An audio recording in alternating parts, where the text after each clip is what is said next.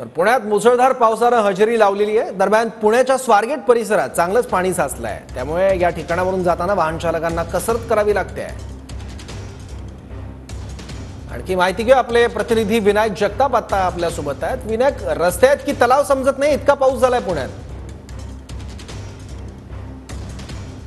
नक्कीच सौरभ, गेल्या 2 तासापासून मुसळधार पाऊस जो आहे तो पुण्यात पडत आहे आणि त्यामुळे खरं तर रस्त्यांवर पाणी साचलेलंच आहे। मात्र स्वारगेट परिसरात सुद्धा मोठ्या प्रमाणावर पाणी जे आहे ते आपण साचलेलं पाहायला मिळतंय।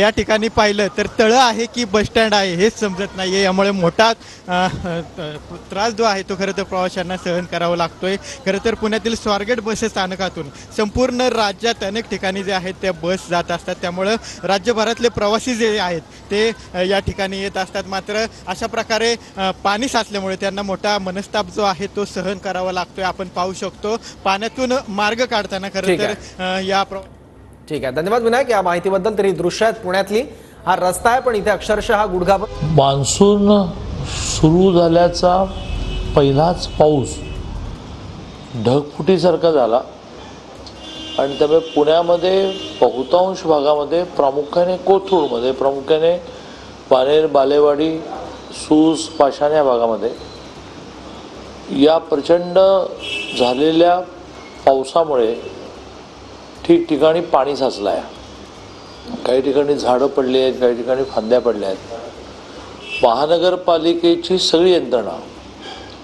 प्रामुख्याने कमिशनर आणि त्यांच्या नेतृत्वाखाली त्यांची सगळी टीम, सगळी क्षेत्रीय कार्यालय, ज्या ज्या ठिकाणी आवश्यकता असेल त्या ठिकाणी पोलीस कर्मचारी या सगळ्या परिस्थितीवर मात करण्याचा प्रयत्न करतात।